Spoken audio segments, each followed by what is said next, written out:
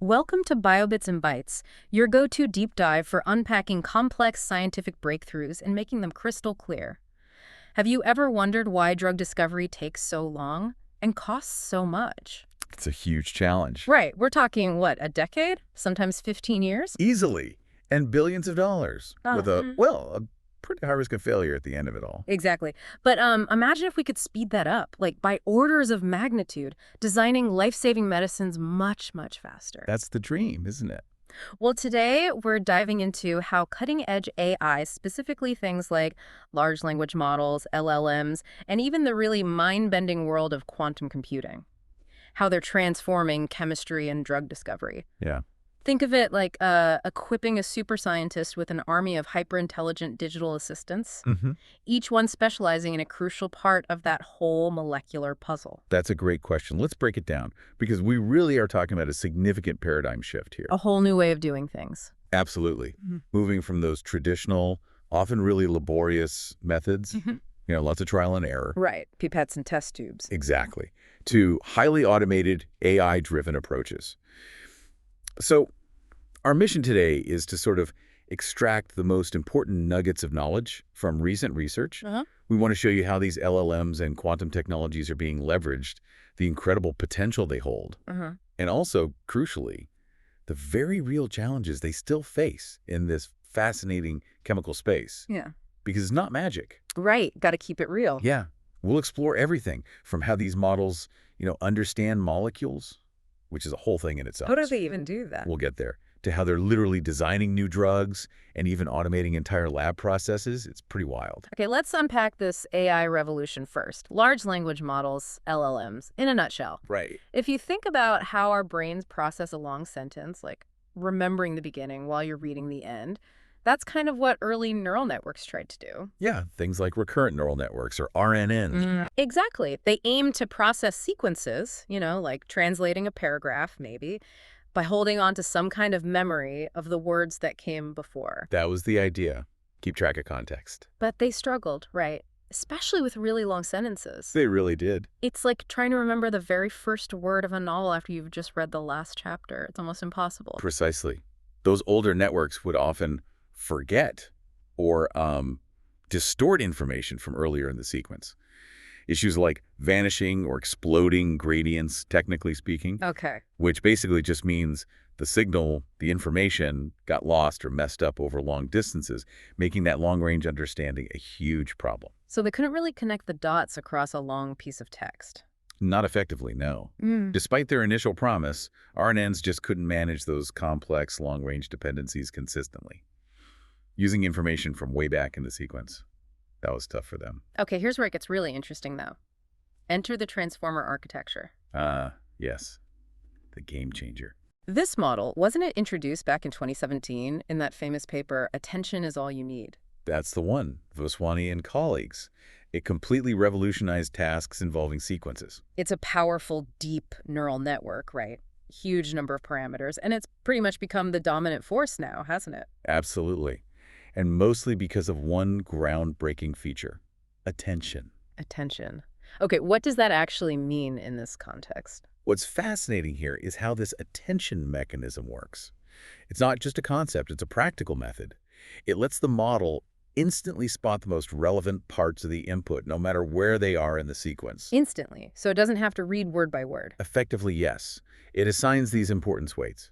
It means the model doesn't have to process information strictly sequentially, like the older systems. It can look at all parts of the input simultaneously, understanding which pieces are most critical for whatever it's trying to predict right now. So if I'm understanding this correctly, it's almost like the model is saying, okay, I've got all these words. Which ones should I really pay attention to right now to get the meaning and context? Yeah. It's like actively prioritizing. That's a great way to put it. Yes, prioritizing information dynamically to build the full picture. That makes perfect sense. But I imagine there are still limits. Like, how much can it pay attention to at once? Is there a cap? That's a great question. Yes, there is a limit. LLMs are constrained by their context window. Context window. Which is just the maximum number of input pieces, or tokens as they're called, that it can process simultaneously. Ah, tokens, right. This limit comes from the computational cost of that attention mechanism grows quadratically with the sequence length, making it expensive for very long inputs. So while they're powerful, they can't look at an infinitely long text all at once.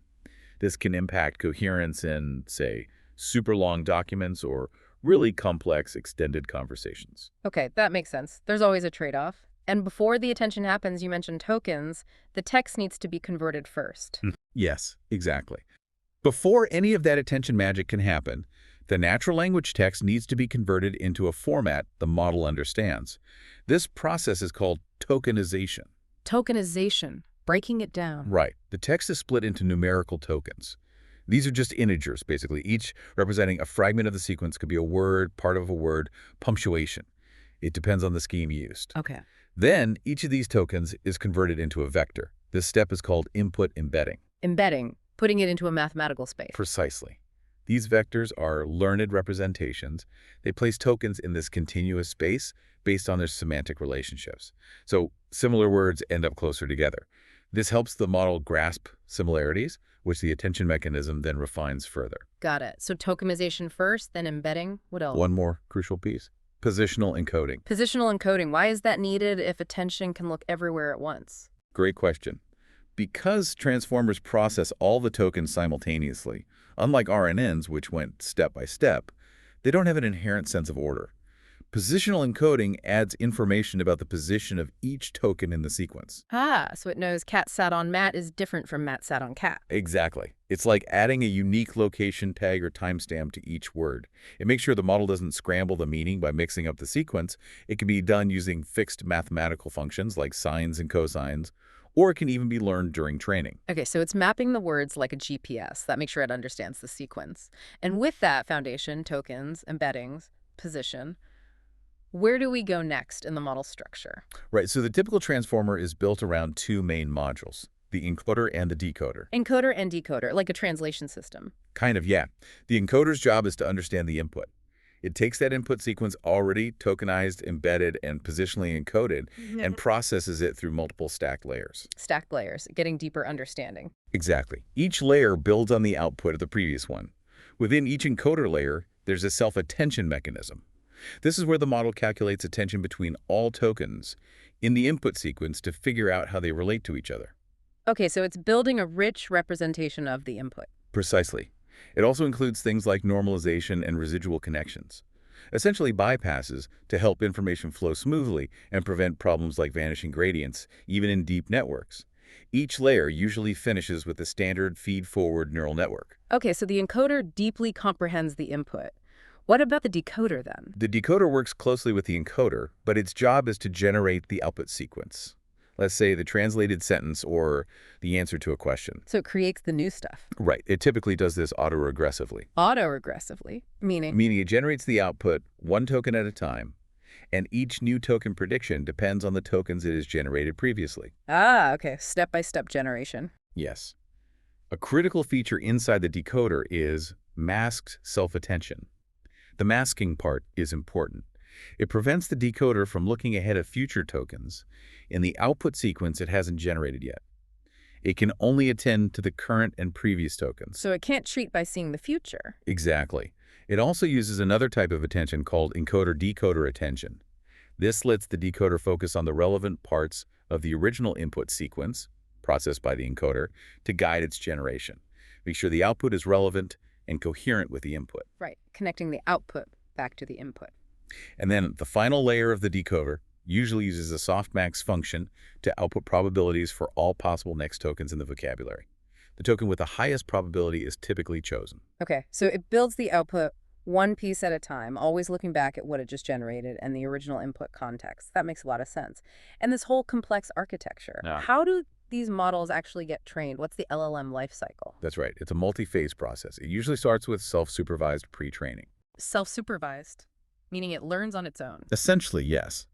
This is where the base model learns from a truly massive amount of unlabeled text data. Think like huge chunks of the internet, books, articles. Models like LAM-A2 were trained on trillions of tokens. Trillions, wow. During this phase, the model learns underlying patterns, grammar, facts, reasoning abilities, all without explicit human labels telling it what's right or wrong. It discovers the rules of language and information by itself, maybe by predicting masked words or the next word in sequence. So it's like it's reading the entire internet and figuring out how language works just from the raw text. That's a good analogy. After this massive pre-training, you get a powerful base model. Then you can move to prompt engineering. Oh, prompting. That's how we interact with them, right? Exactly. It's about guiding the pre-trained model's behavior by carefully crafting the input prompts you give it.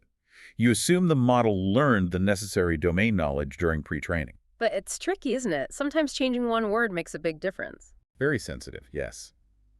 Subtle wording changes can lead to very different outputs. It's a bit of an art. Okay, so pre-training, then prompting. What's next? Then comes supervised fine-tuning, SFT. This is where you take that base model and adjust it for more specific tasks or capabilities. You use smaller, labeled data sets. Labeled meaning humans provided the correct answers. Yes. For example, you might fine-tune it on a data set of questions and high-quality answers, or examples of following instructions. This creates an instruct model, one that's better at following arbitrary instructions in the prompt, rather than needing specialized fine-tuning for every single task. So it becomes more generally helpful and controllable. Right, and that leads to the final, really critical step, LLM alignment. Alignment, making sure it behaves itself. Pretty much. This is about aligning the model's output with human preferences and values, ensuring it produces responses that are not just accurate, but also helpful, honest, harmless, and appropriate in style and tone. Because the pre-training data is just everything, warts and all. Exactly. Pre-training and even basic SFT don't inherently instill human values. Alignment uses techniques, often involving human feedback, like reinforcement learning from human feedback, RLHF, to reduce harmful, biased, or undesirable outputs and make the model more useful and safe.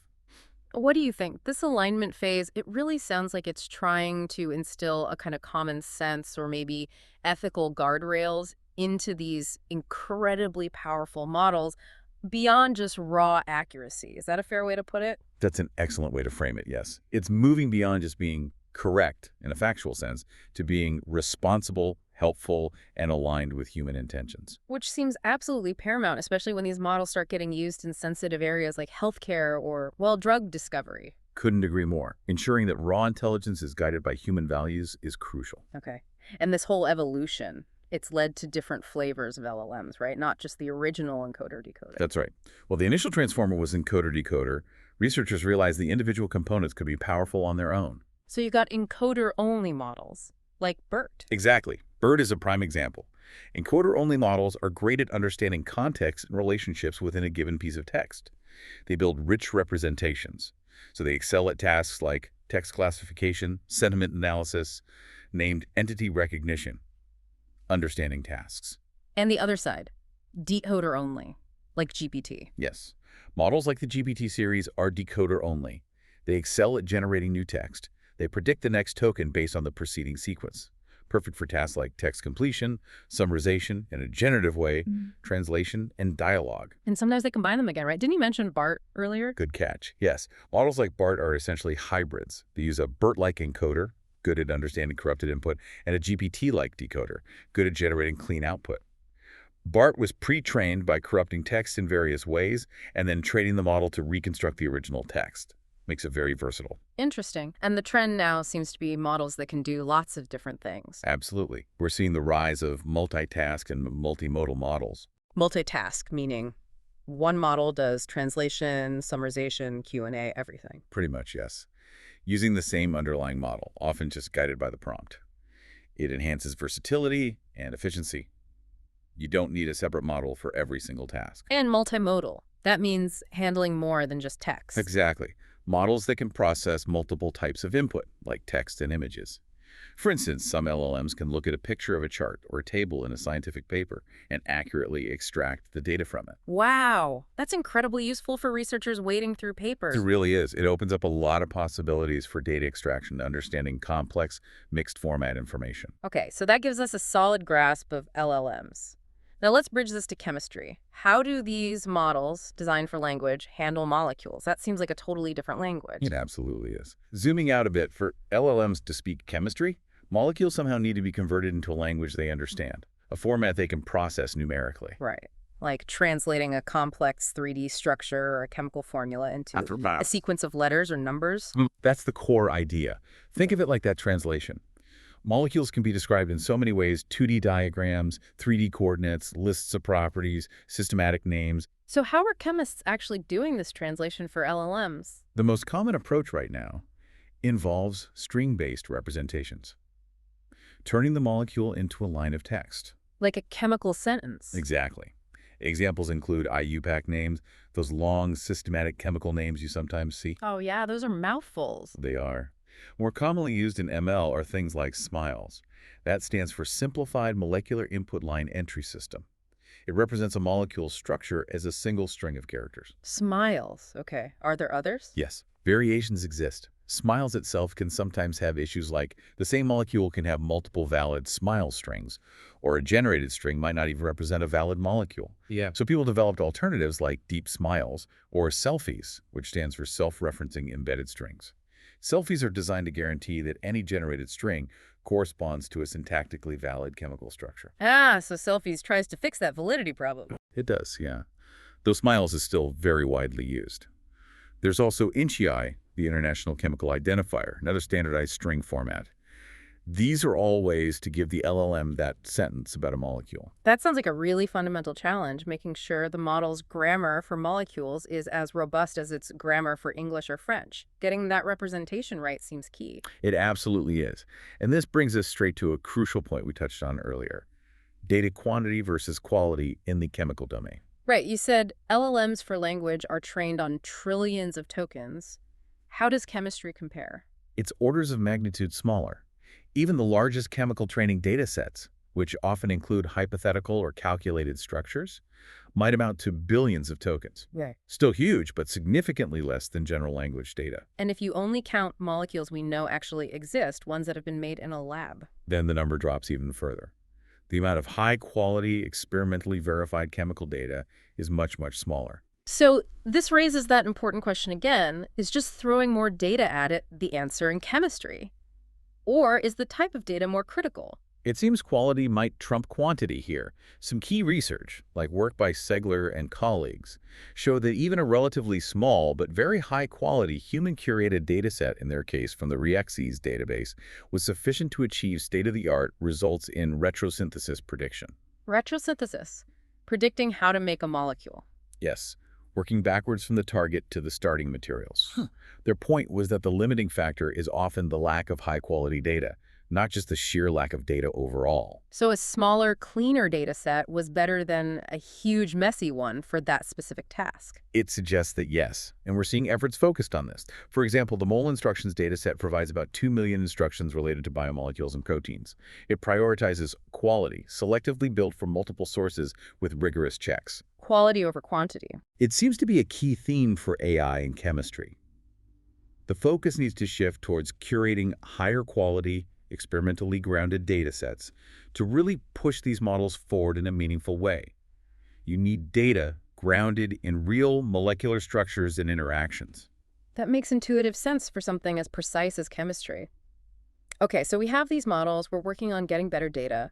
How do we actually evaluate them? How do we know if they're accurate? Are we measuring the right things? That's another huge challenge: benchmarking. How do you test if a model is genuinely good? You need a reliable test set, right? Exactly. The most commonly used labeled dataset collection in chemistry is MoleculeNet.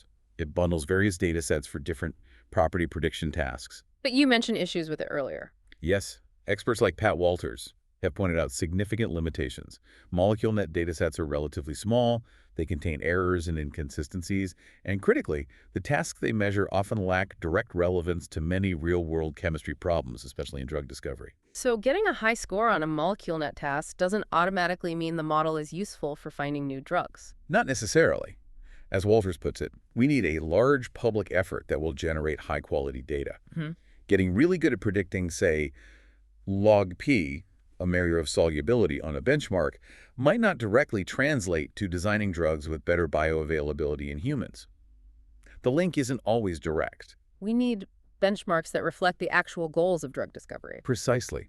But despite these benchmarking challenges, there has been undeniable progress. We were seeing models making strides.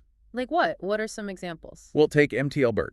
This model used large-scale pre-training on unlabeled SMILE strings from a database called Chembl, which contains bioactive molecules relevant to drug discovery.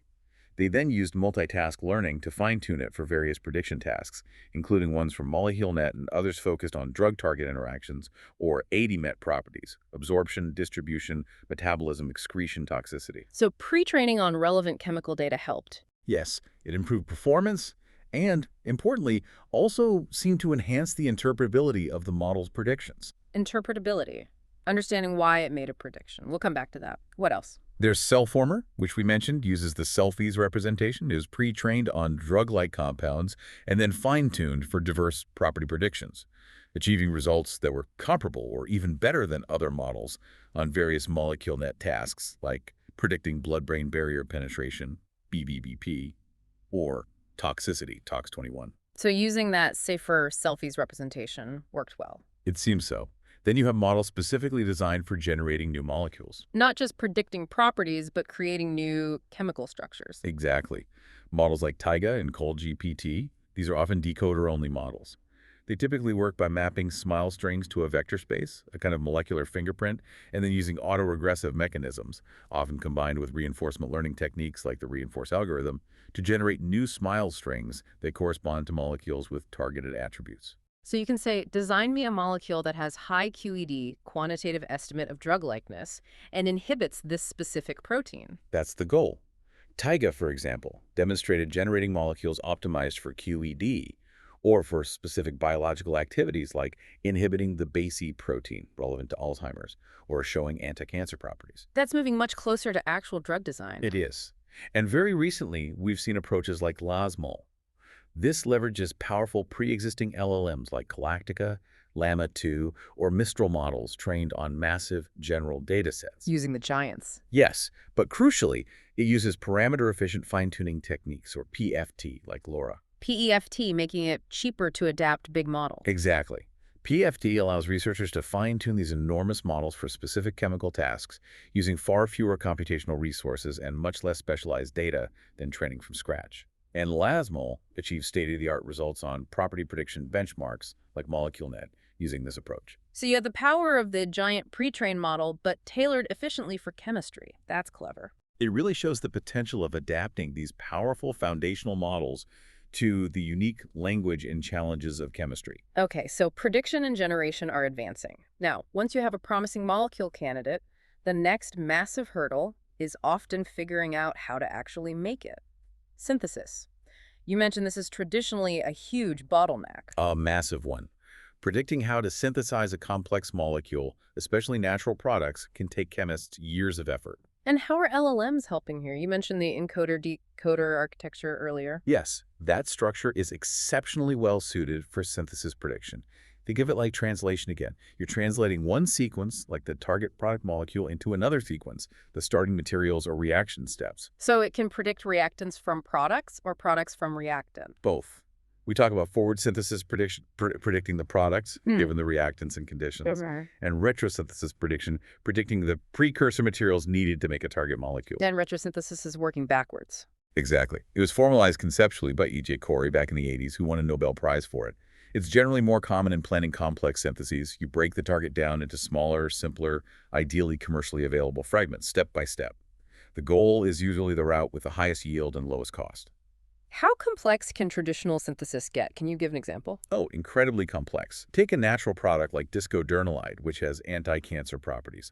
Its synthesis involves something like 36 individual steps, with the longest linear sequence being 24 steps, and the overall yield was only about 3.2%. That took years of work by highly skilled chemists. Wow. 36 steps, tiny yield. That highlights the challenge. It really does. And this is where LLMs offer a fascinating transformation. They don't just predict synthesis routes. They can couple structure-activity relationship predictions, how a molecule structure relates to its biological effect, with the selection of molecules that have easier synthetic routes. So it's not just, can this molecule be made, but can we design a good molecule that's also easy to make? Precisely. This opens the door to designing innovative, perhaps non-natural compounds that have the desired biological properties, but also have simpler, more efficient syntheses.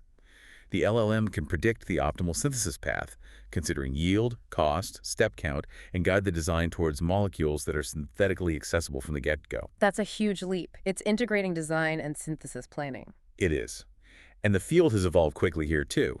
Early approaches used RNNs, or related architectures like LSTMs with attention, achieving decent accuracy on benchmark datasets like USPTO50K, a dataset of reactions from U.S. patents. But then transformers came along. Right, transformer-based models like ChemFormer, which use the BART architecture, showed significant improvements.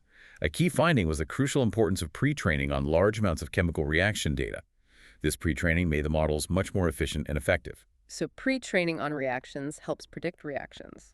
Makes sense. ChemFormer achieved state-of-the-art results at the time for sequence-to-sequence synthesis tasks, both forward and retro, and also for related tasks like optimizing molecular structures. And again, the importance of data quality comes up. Always. There's a strong emphasis on the need to incorporate experimentally derived data, actual lab results, over purely calculated or theoretical data whenever possible. This makes the models more robust and relevant to real-world chemistry.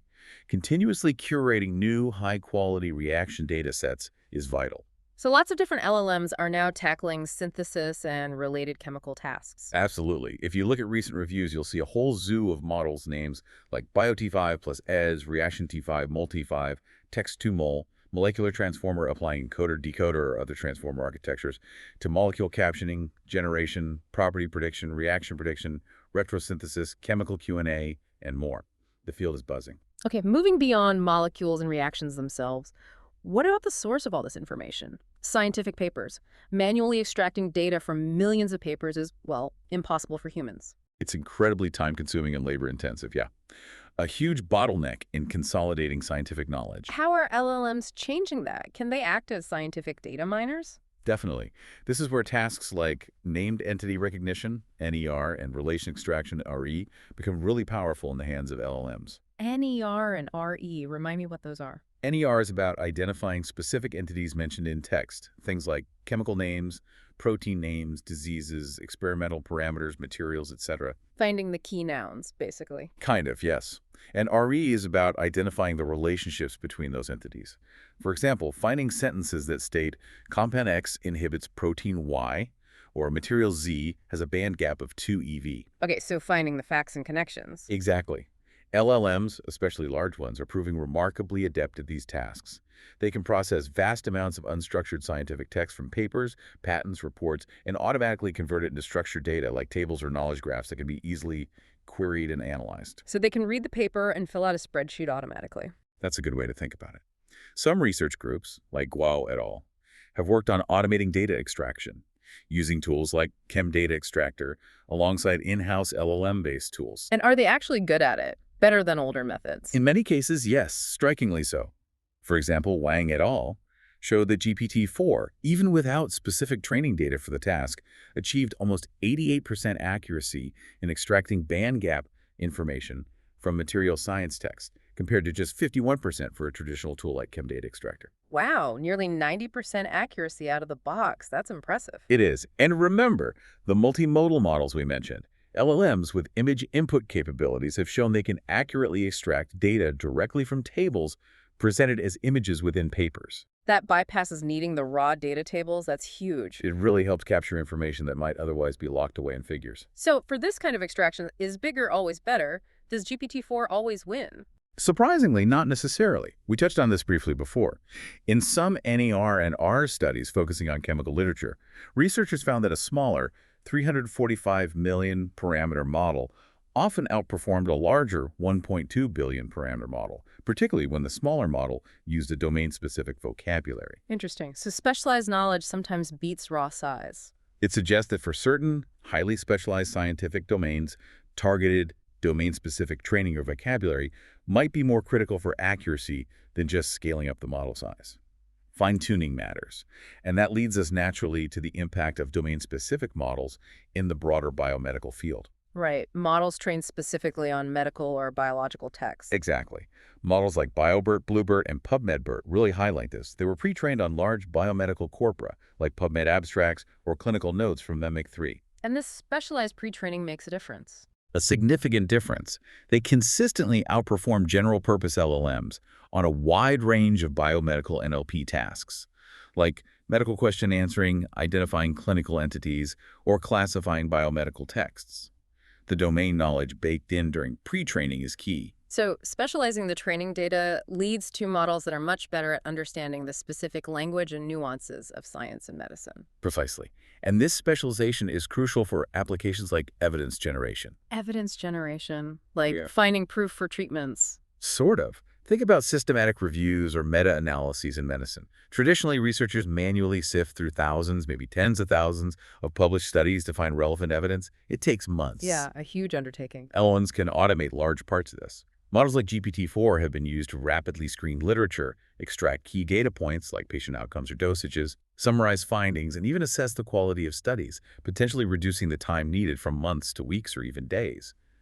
Tools like TrialMind are specifically designed to query clinical trial databases. That's a massive time saver for researchers and guideline developers. Huge. They can also extract specific parameters from literature needed for complex analyses, like pharmacokinetic PK parameters for network meta-analysis, NMA. One study showed GPT-4 achieved over 99% accuracy in data extraction for NMA and could even generate executable R code to perform the analysis. Generating the analysis code, too. Wow. It's moving towards more end-to-end automation. Another area benefiting massively is regulatory intelligence, RIA. Keeping track of rules from the FDA, EMA, etc. Exactly. AI-powered tools, often using LLMs, can automate the collection, monitoring, and summarization of information from regulatory agency websites, guidelines, and documents worldwide. They can provide smart alerts on updates, check for cross-regional consistency, and basically help companies navigate the complex regulatory landscape much more efficiently. I can see how that would be invaluable for pharma companies. Absolutely. And closely related is medical writing. Writing those complex reports for regulators. Yes.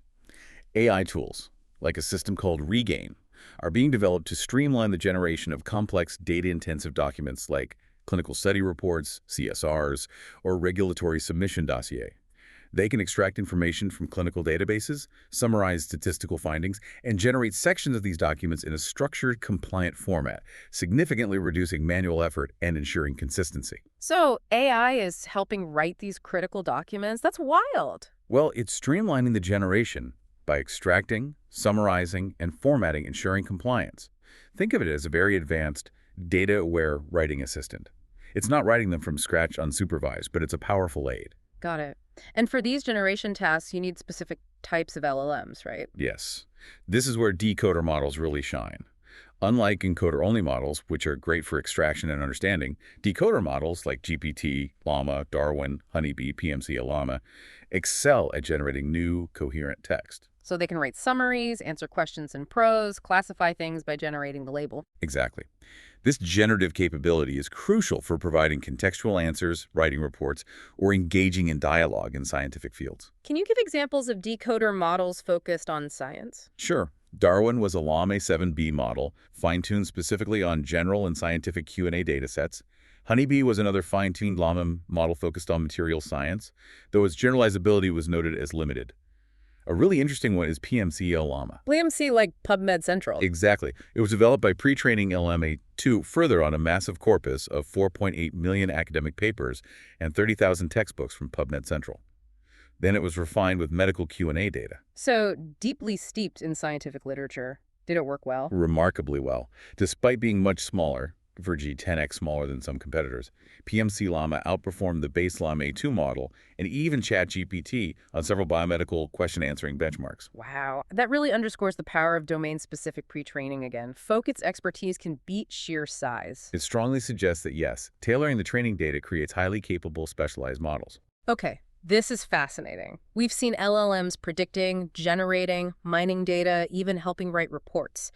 Now, let's get into this idea of autonomous agents. We've touched on it, but what exactly is an autonomous agent in the context of scientific research? It's where things get really dynamic. An autonomous agent system is typically built around an LLM, but it does more than just process a single input and give an output. It continuously receives observations from an environment. The environment could be a simulation, a database, maybe even a robotic lab. Exactly. And based on these observations and a given task or goal, the agent executes actions within that environment. It's a continuous loop. Perceive, think, act. Perceive, think, act, like a little robot brain. Kind of. Different researchers classify the components slightly differently, but the core ideas are similar. You generally have a brain, usually the LLM, handling reasoning and planning, memory, short-term and long-term, perception, how it gets info from the environment, and action, how it interacts with the environment. Some schemes break it down further, right? Like profiling, planning, tools. Yes, Wang et al. Used profiling, memory, planning, action. Wang focused on memory, planning, action tools. She et al. Had brain, LLM, profiling, memory, planning, perception, action. Okay, lots of ways to slice it. For this deep dive, how should we think about it? Let's try a unified definition. Let's define the agent as the trainable decision-making components. The LLM itself, maybe a specific policy it learns, its memory systems, and its reasoning module. Okay, the smart parts. And then let's define the tools as the non-trainable elements the agent interacts with in the environment. Things like APIs to databases, control interfaces for self-driving labs, access to data sets, external code execution environments, or sensors for perception. Agent is the brain, tools are the hands and eyes. Got it. Central to that agent's brain are its planning and reasoning capabilities. Planning and reasoning. How do they work in these agents? Planning is about figuring out the sequence of actions needed to achieve a goal. This isn't just a simple lookup. It can be enhanced by retrieving relevant information from past experiences stored in memory or by incorporating feedback from previous actions. Learning from experience. Yes, and techniques like retrieval augmented generation, RAG, are often used here. RG allows the agent to query external knowledge bases, like scientific databases or literature repositories, and integrate that retrieved information directly into its planning process. So it's not just relying on its internal knowledge, it can look things up dynamically to make better plans. Exactly. It makes the planning much more accurate and relevant, especially for complex, knowledge-intensive tasks where the agent's internal training data might be incomplete or outdated. Okay, that's planning. What about reasoning? Reasoning is the process of drawing conclusions or making decisions logically based on the available information and the plan. LLMs are surprisingly good at certain types of reasoning, especially when guided properly. They can integrate new context or retrieved information step by step to arrive at more accurate answers. And there are specific techniques to help them reason better. Yes, a major breakthrough here was chain of thought. Chain of thought, we mentioned that briefly. How does it work? Instead of just outputting the final answer, you prompt the LLM to explicitly write out its reasoning steps, breaking the complex problem down into smaller, sequential, intermediate steps, like showing your work in math class. Ah, okay. And that actually helps. Significantly. It substantially boosts performance on complex reasoning tasks like arithmetic or common sense reasoning benchmarks, GSM-8K. It also makes the model's reasoning process more transparent and interpretable, and it seems to reduce the tendency for hallucinations or making stuff up. That sounds incredibly useful, like it mimics how humans often solve problems, breaking them down. Are there more advanced versions? Oh yes, code has sparked a lot of follow-up work. There are extensions like Tree of Thoughts, where the model explores multiple reasoning paths simultaneously, Graph of Thoughts, which allows for more complex nonlinear reasoning structures, Self-Consistent CoT, which generates multiple reasoning chains and takes the most common answer, even Algorithm of Thoughts, trying to get LLMs to follow explicit algorithms. Wow, it's getting sophisticated, exploring different ways to think. Some models even pit multiple agents against each other to debate different reasoning paths and arrive at a more robust conclusion. AI debate club. That's wild. Okay, so they can plan, they can reason. What about using those tools we talked about? Databases, lab equipment? This is where agents really extend beyond the raw capabilities of the underlying LLM. Foundational models can be trained or prompted to reason about when and how to use external tools, often without needing specific fine-tuning for every tool. So they can figure out, okay, for this step, I need to call the database API, or now I need to run this simulation code. Exactly. Systems like MRKL, modular reasoning, knowledge, and language use neurosymbolic modules, combining neural networks with symbolic reasoning, often coordinated by a smart router LLM that decides which modular tool to call next. So the LLM acts like a conductor for specialized tools. Precisely. And some recent work, like the Voyager agent, has shown that LLMs can even learn to develop new tools or skills on the fly to operate effectively in open-world environments where they encounter novel situations or problems they weren't explicitly trained for. They can invent their own tools. That's truly autonomous learning. He's pushing the boundaries, yeah. Right. Allowing agents to continually adapt and improve their capabilities. Okay, this framework of autonomous agents planning, reasoning, tool use sounds incredibly powerful. How is it actually being put into action right now to accelerate chemistry and drug discovery? The potential here is genuinely transformative. Hmm. Agents can combine tools for internet search, querying experimental property databases, analyzing data, and even controlling robotic hardware in labs. Connecting all the pieces. Yes, powerfully aligning with that broader theme of automation we discussed. It leads to a significant acceleration of the entire chemical research cycle. Early work, like discussions by Hockey and White, explored automating programming tasks in chemistry. White et al. Showed LLMs had a surprising grasp of chemistry concepts, but were prone to hallucination. Right, making things up. Autonomous agents help solve these problems. They can augment the LLM with verified knowledge from databases or literature, use tools to perform calculations or run simulations to check facts, and build systems that can cross-verify information before acting on it.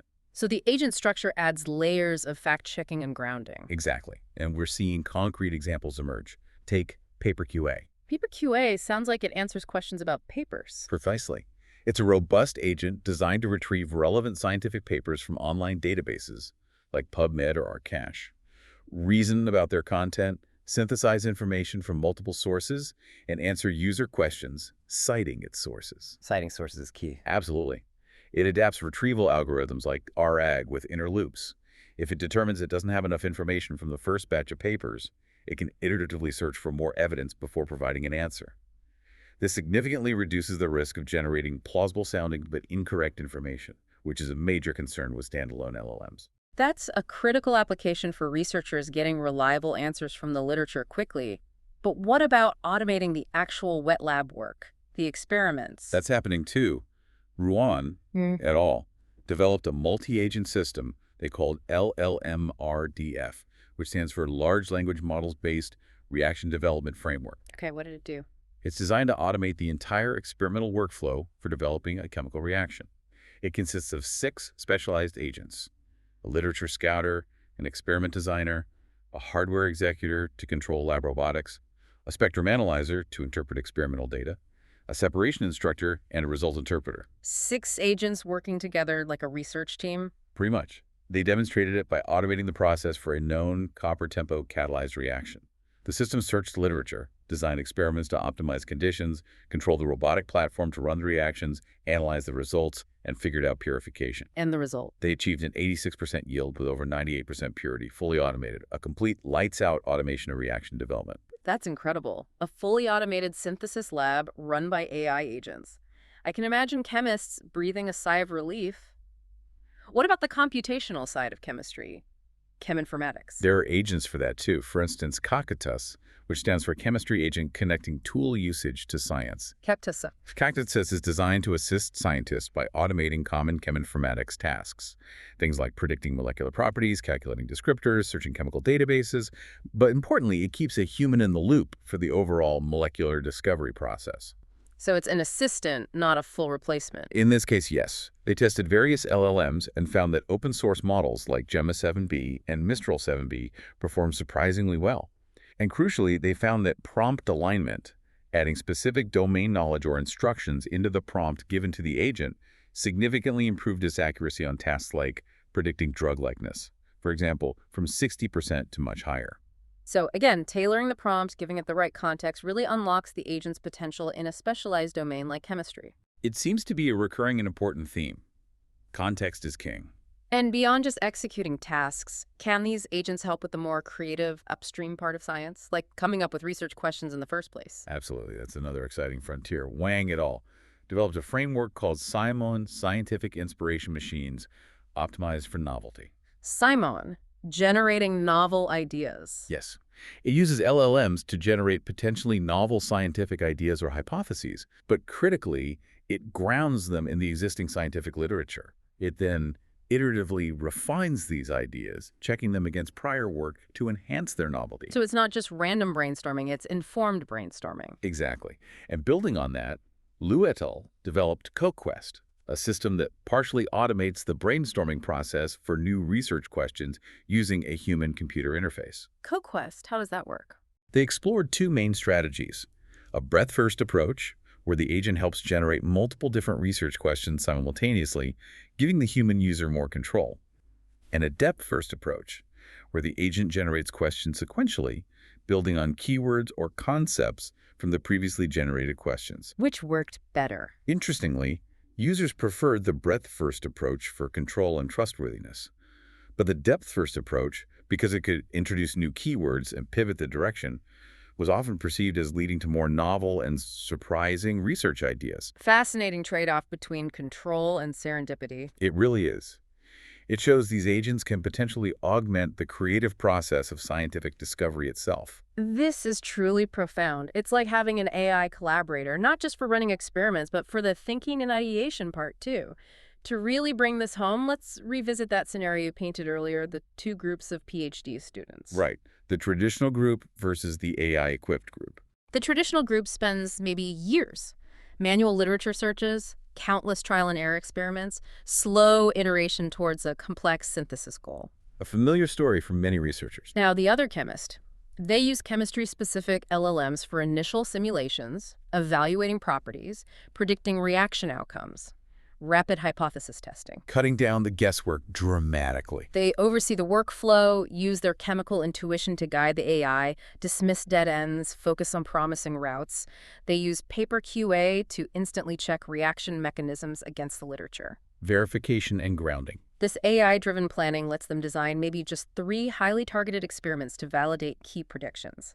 An automated robotic system synthesizes the starting materials overnight. Leveraging the hardware tools. The next day, the chemist runs those few critical reactions, confirms the AI-derived hypothesis, gets the desired product.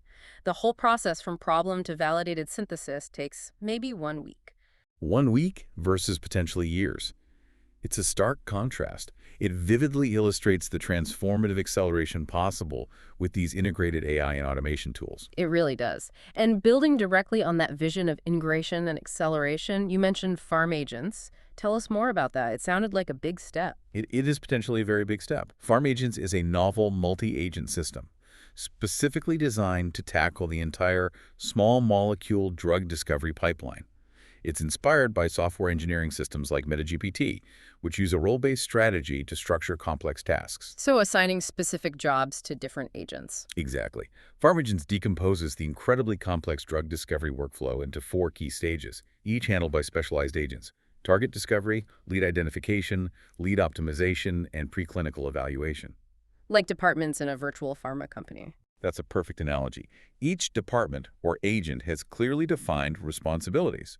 The agents are powered by state-of-the-art LLMs for broad knowledge, reasoning, and communication.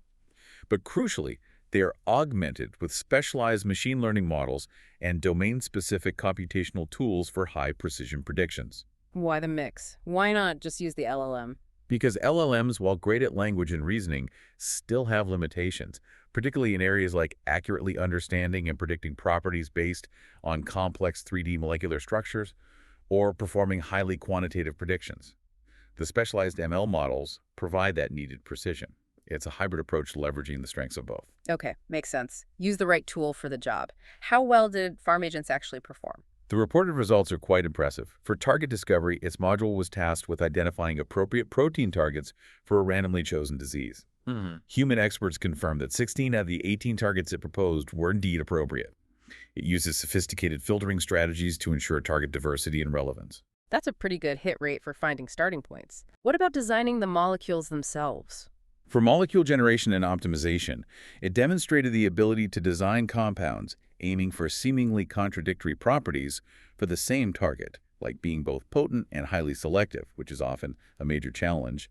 Its success rates in achieving these multi-objective goals reportedly outperformed previous state-of-the-art computational approaches significantly, with success rates jumping from around 15% to nearly 38% in some tests. Wow, more than doubling the success rate in complex design tasks. That's substantial. It really is. Then, for preclinical evaluation, it uses tools like the Metatrans model to assess drug metabolism and curated databases, like TOX-REC, along with similarity metrics to predict toxicity potential, comparing against established criteria like WHO standards and LD50 values. Their evaluation suggested a low risk of underestimating toxicity. So it's checking if the designed molecules are likely to be safe and processed correctly by the body. Yes, crucial early checks. And it doesn't start there. The synthesis assessment agent evaluates how practical it is to actually synthesize the designed molecules. Mm. It uses deep learning models for retrosynthesis analysis, like UAlign, to predict synthetic pathways, and even provides a confidence score for successful synthesis. So it checks manufacturability too. Amazing.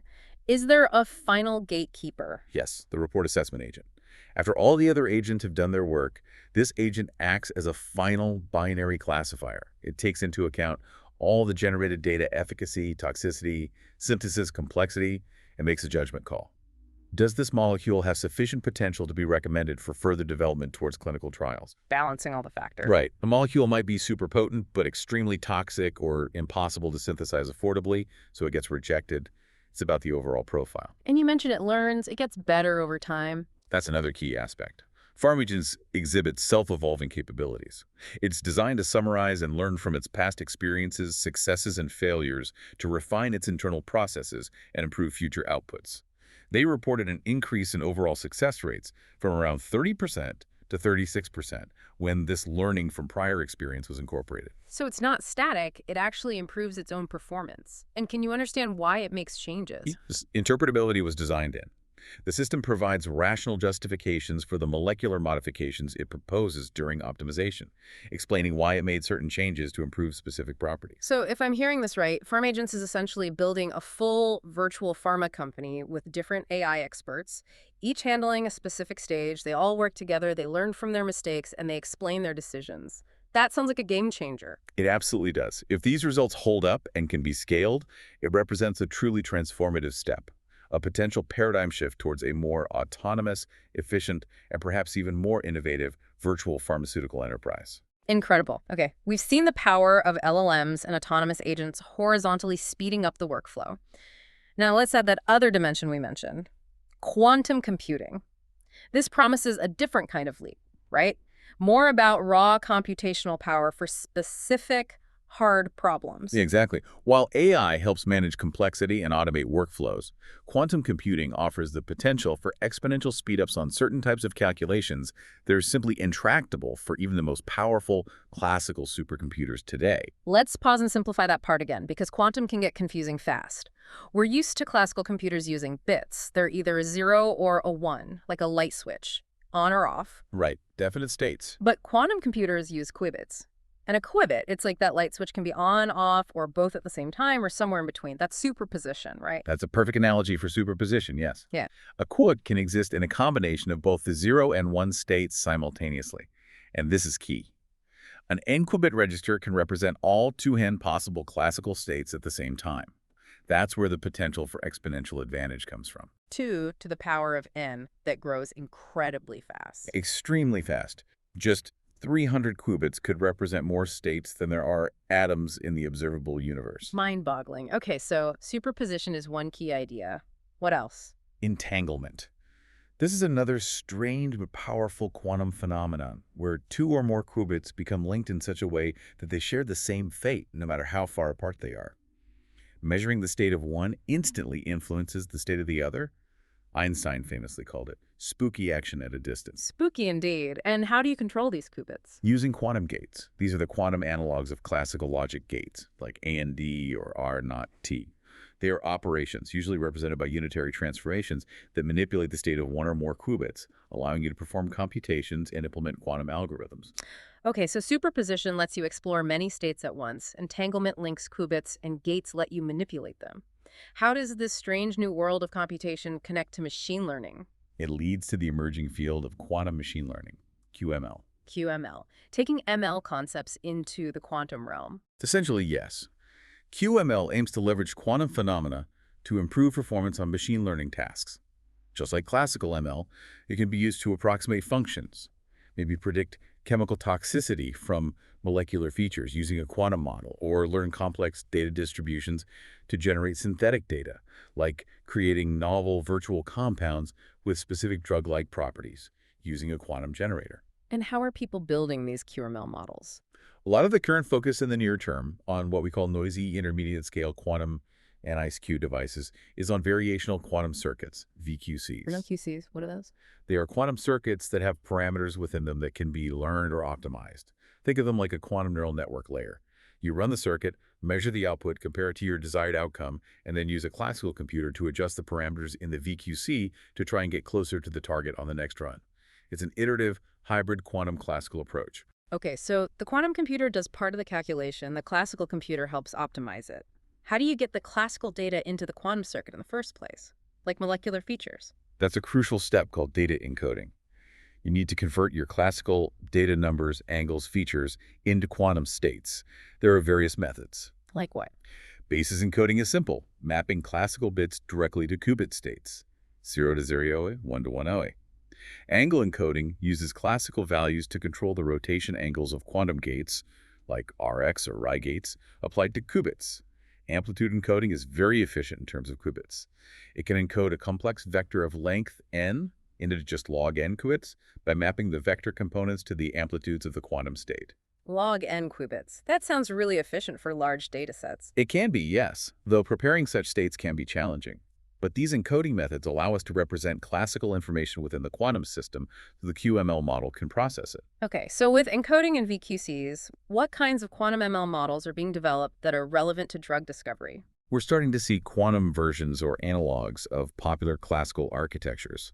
For example, quantum graph neural networks, QGNNs. GNNs are great for molecules, since molecules are naturally graphs atoms as nodes, bonds as edges, so a quantum version makes sense. Exactly. Molecules are intuitively represented as graphs. QGNNs aim to leverage quantum effects to potentially achieve advantages in space or time complexity compared to classical GNNs. Some studies suggest they might outperform classical counterparts with the same number of parameters or allow for more efficient training. They've been explored for tasks like predicting the formation energy of materials like perovskites, which is relevant to materials discovery. So potentially better or faster analysis of molecular graphs. What else? Quantum convolutional neural networks, QCNNs, inspired by classical CNNs used heavily in image processing. QCNNs can offer advantages like needing logarithmically fewer parameters compared to input size, O's log n, in some cases, and potentially being more resistant to the barren plateau problem. Barren plateaus, you mentioned that. That's where the training gets stuck. Yes, it's a challenge in training deep VQCs, where the gradients needed for optimization become vanishingly small, making learning extremely difficult. QCNN architectures seem less prone to this.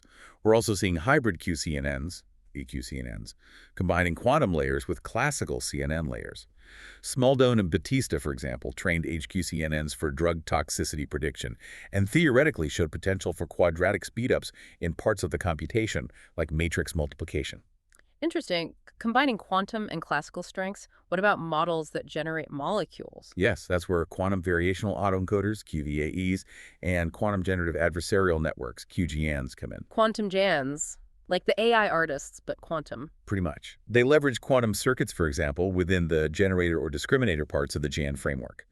QGNs have shown promise in early studies for generating novel molecular structures, potentially with enhanced drug-like properties compared to classical methods. Using quantum circuits to measure gradients might also offer advantages. So using quantum effects to potentially design better molecules from scratch? That's the hope.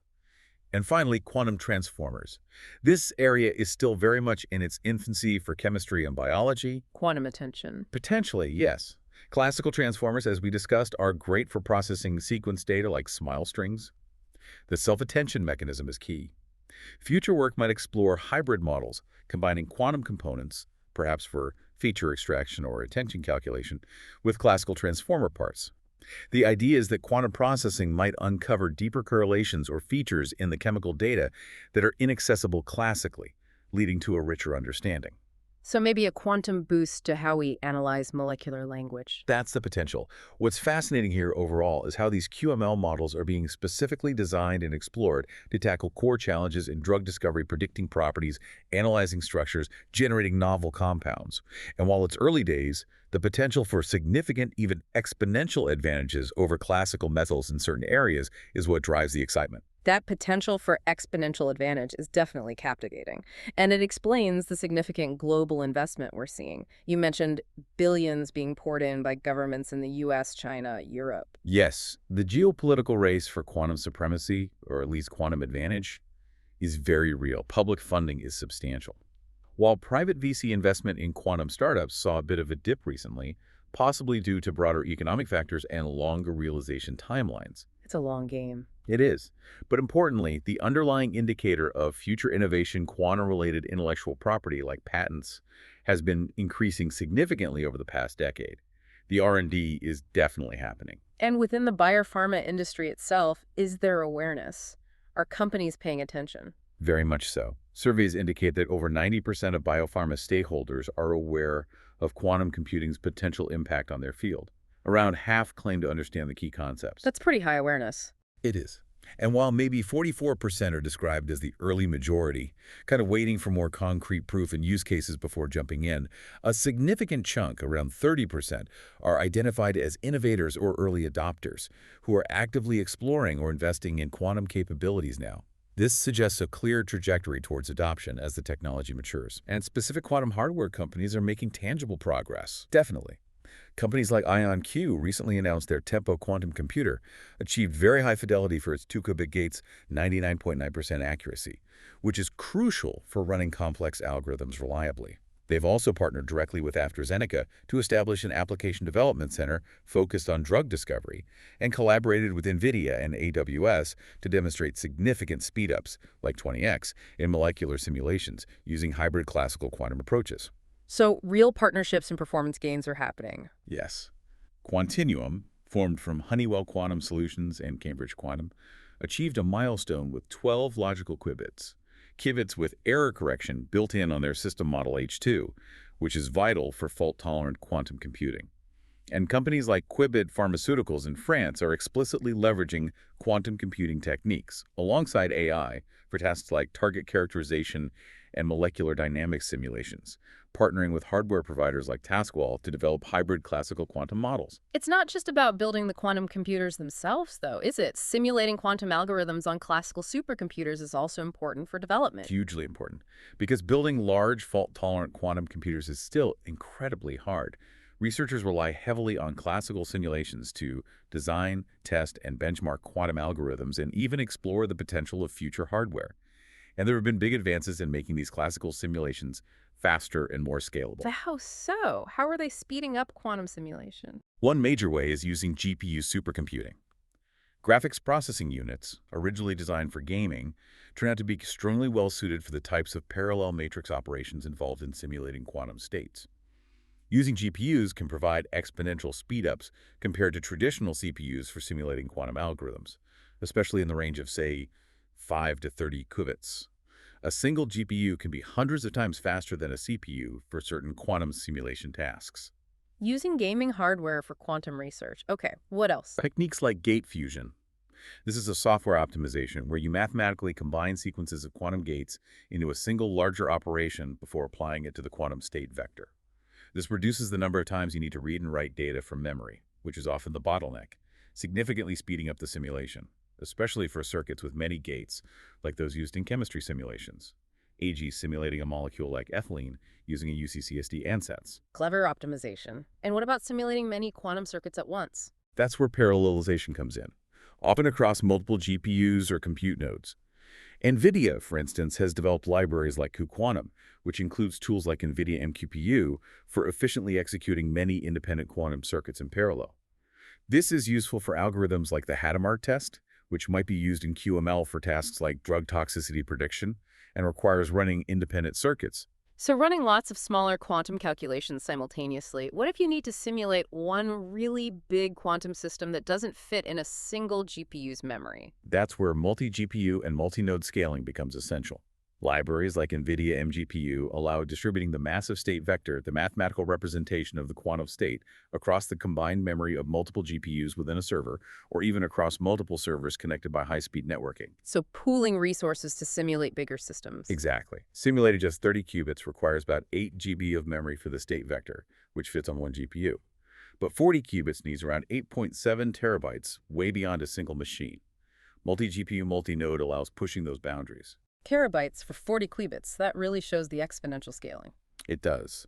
And new hardware, like NVIDIA's GH200 Grace Hopper superchip, which combines CPU and GPU memory into a single large pool, up to 1.2 TB in some configurations, further accelerates these large-scale simulations, potentially reducing the number of servers needed by 75% and providing significant speedups for core quantum operations, like the quantum Fourier transform.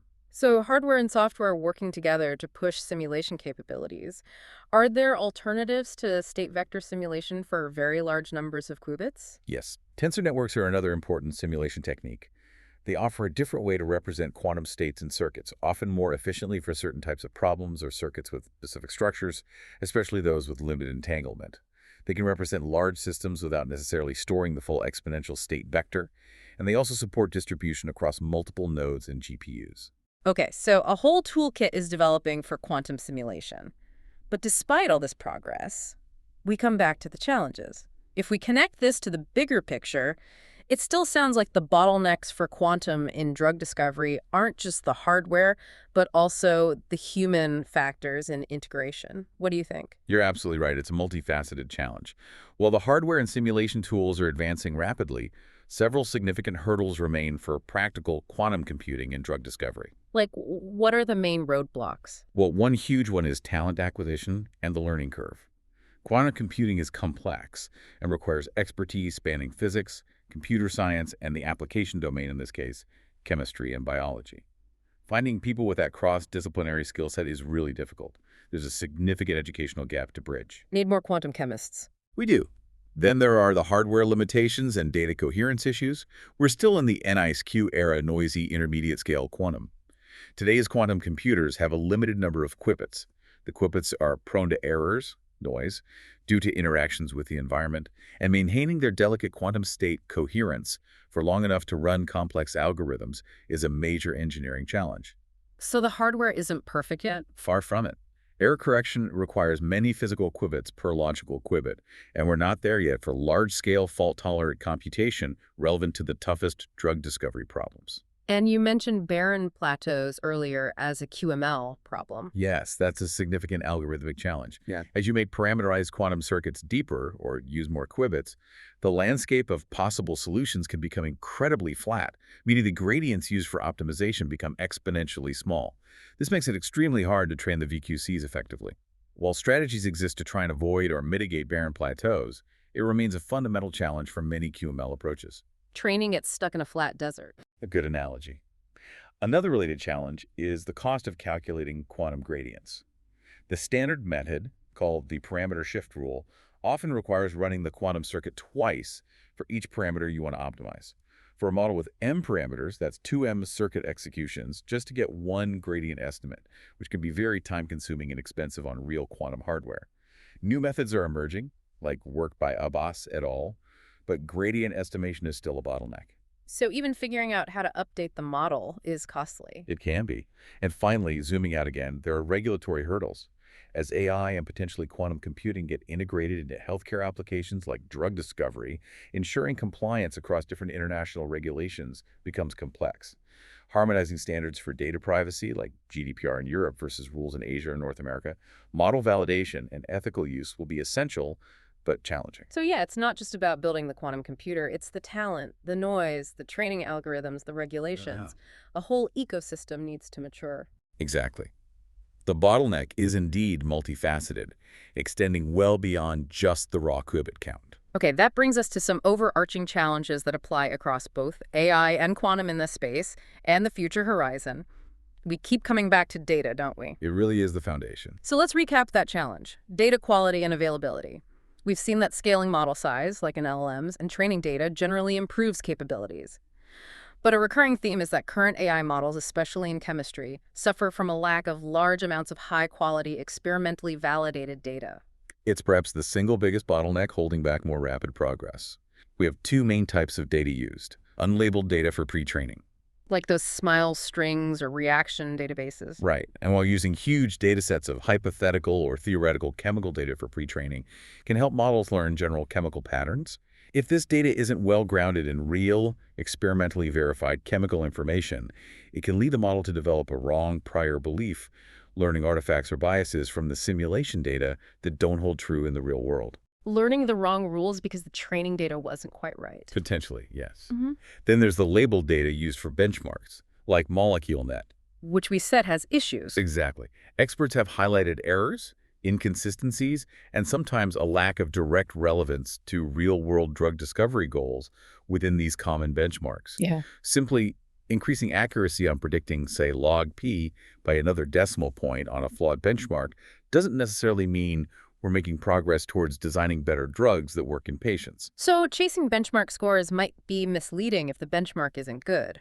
What's the solution? It feels like more than just collect more data. The consensus seems to be shifting focus from sheer quantity to rigorous curation and generation of higher quality, more relevant data sets.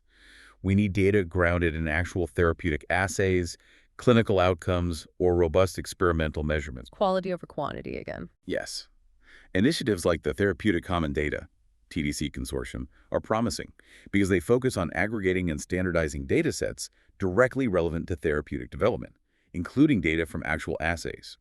Building models on such foundations ensures they are learning from verifiable, real-world chemical and biological interactions, which is essential for developing truly robust and applicable tools. Makes sense. Build on solid ground.